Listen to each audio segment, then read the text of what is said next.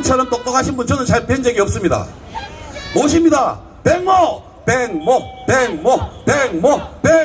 박상현 주필 모십니다. 네, 안녕하세요. 저는 그래도 여기 햇빛 있는데 왔다 갔다 하는데 그늘되니까 좋으시죠? 예. 정말 우리도 좀 독한 사람들입니다. 근데 이제 우리 아까 홍지수 작가님들 잘 얘기했지만 이 탄핵이라는 문제가 사실 굉장히 쟤들로서는 덮고 싶어서 지랄을 발광하는 그런 이슈가 돼버렸습니다. 제가 요새 이제 저길 건드리고 있잖아요. 저 연동형 비례대표랑 이제 공수처 이쪽을 건드리고 있고, 저기 있는 책자 같은 경우에 5만 권 정도를 이제 사람들이 아름아름으로 사서 풀어주고 계세요. 제가 내주에 다시 추가 5만 권 입고되는데, 아마 예측컨대 이거는 공수처가 통과돼도 철폐해야 될 법이기 때문에 이게 한 20만 권, 30만 권 풀려나갈 거로 예측하고 있습니다. 그런데 생각해 보세요. 이 투쟁을 하면서 제가 뼈저리게 느끼는 건 뭐냐면은, 이 한국당이나 야당들이 제대로, 그리고 동시에 조중동이 이 사람들이 투쟁을 제대로 안 했구나라는 걸 느끼는 거예요. 이게 겉으로는 투쟁하는 척 하는데 실제로는 투쟁을 한 흔적이 없어요. 말은 맞겠다 안 맞겠다 이런 소리를 하는데 실제로는 막기 위해서 움직인 흔적이 없습니다. 왜 그러냐면, 예를 들어서 말씀드릴게요. 원래 이걸 막으려면 나경원이가 예산안과 다른 법률을 가지고 막았어야 돼요. 그런데 상임위 같은 것들을 계속 열게 내버려뒀거든요. 그리고 예산 심의가 계속 이루어지게 내버려뒀다고요. 그래서 지금 무슨 필리버스터니 뭐니 해서 막는 척 하지만 실제로는 막을 수 있는 수단과 동력이 하나도 없는 상태입니다. 이게 왜 탄핵이랑 연관되나 한번 생각을 해보시죠. 원래 이 탄핵이라는 게 일어난 배경이 문재인 586만의 것이 아니었고 한겨레 오마이 경향만의 것이 아니었습니다. 아까도 말씀하셨지만 다른 연사께서 조중동과 김무성, 유승민 이들이야말로 탄핵의 주범입니다.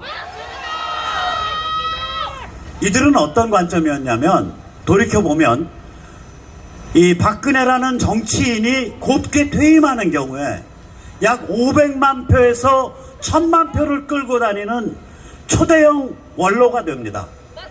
그러한 원로 체제 밑에서는 자기들이 꿈에도 그리고 있는 조중동이 이끄는, 그리고 구여권 범털들이 그 밑에 줄줄이 같이 움직이는 그러한 과두지배 체제를 달성할 수 없다고 생각해서 그 비열한 짓을 저질렀던 겁니다.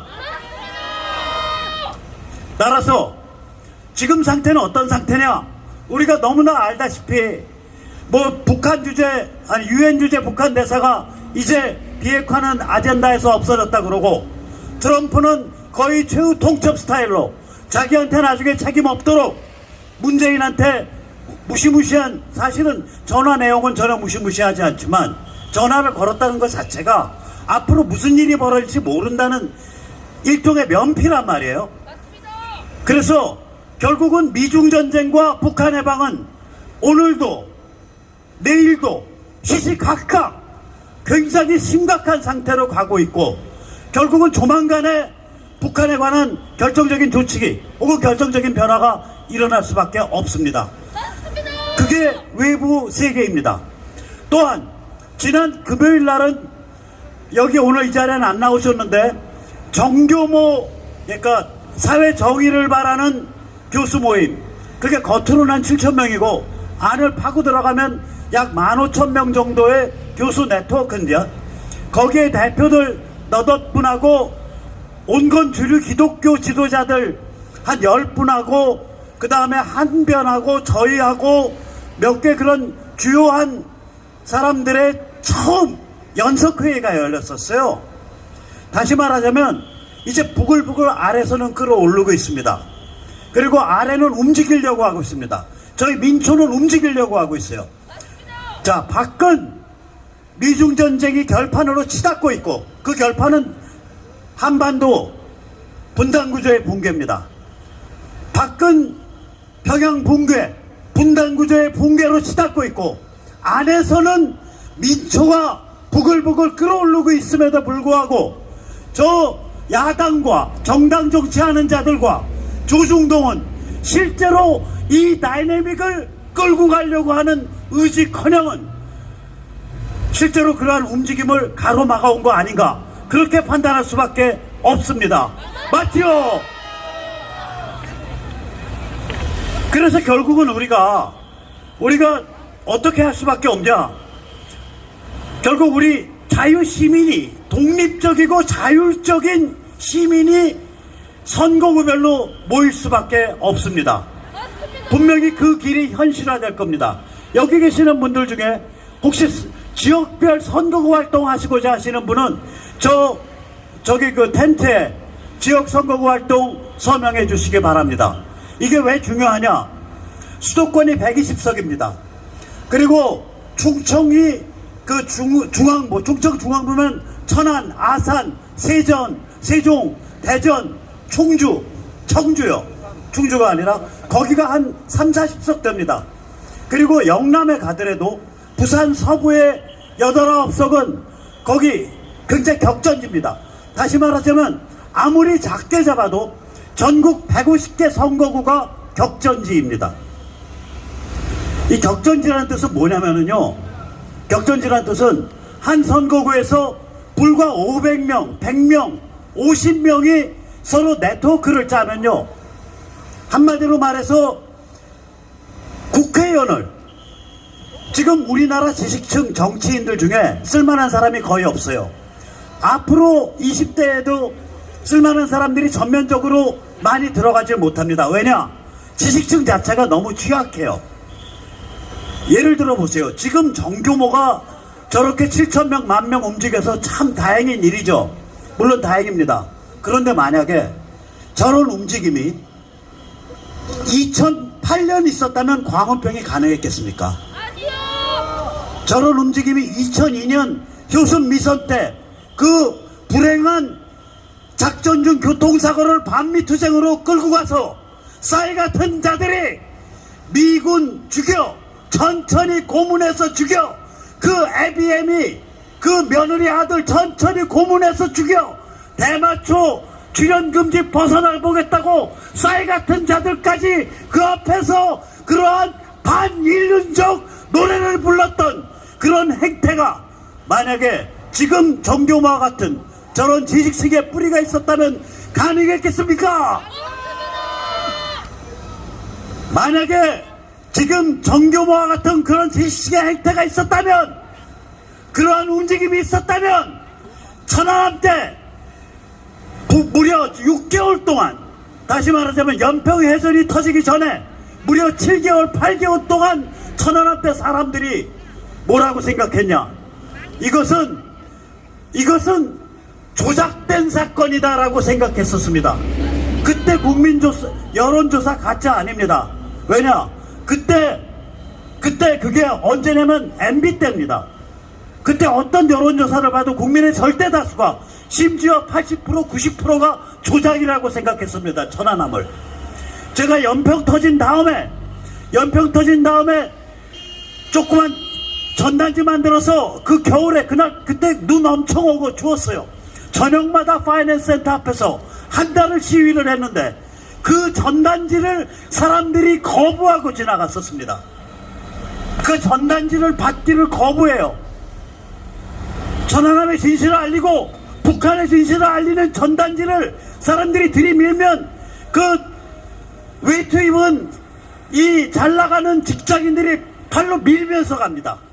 만약에 그때 8,000명, 7,000명 대학 교수들이 천안함은 조작이 아니다, 그거는 복심이 맞다라고 봄부터 주장했더라면 11월에 연평 터지고 나서도 그런 비열한 비겁한 행태를 사람들이 했겠습니까?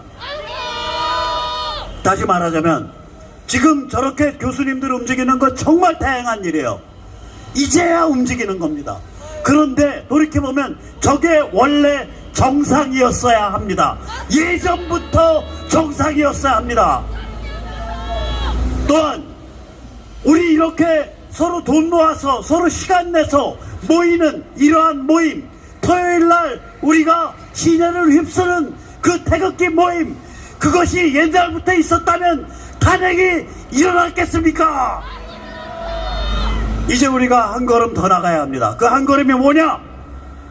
굉장히 지능적이고 온유하고 전략적으로 선거구에서 모여야 됩니다.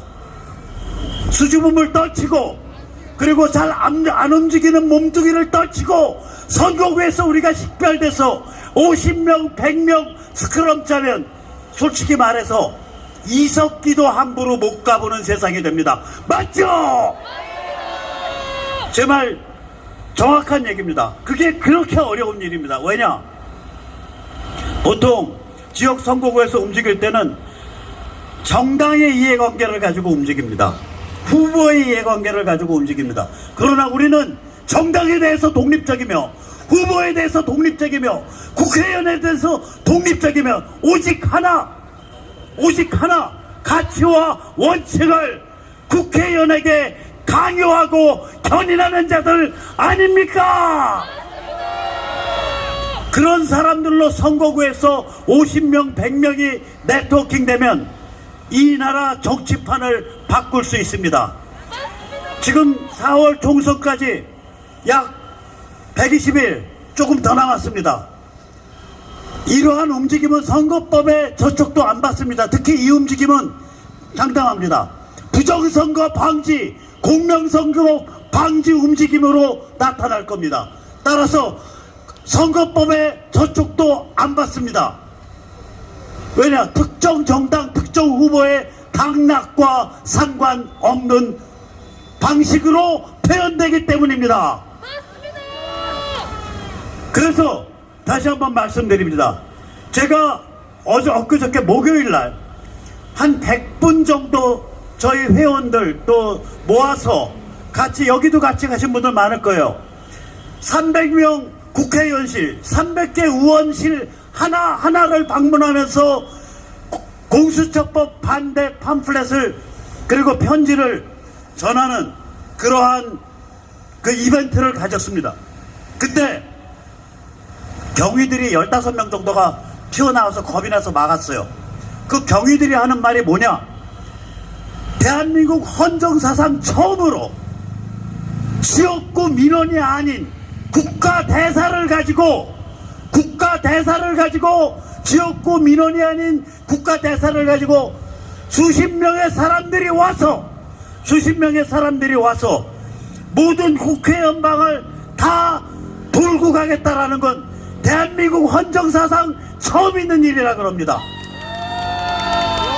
경위들이 한 말입니다. 우리가 너무 양순한 거예요. 실제로 2~3명 모여서 국회의원방 쳐들어가 보고, 실제로 10명 정도가 지역구 국회의원 사무실 가서 당신 정책 이렇게 펴야 돼, 이게 대한민국을 유지하는 길이야 라고 말하면 반응 어떻게 나오는지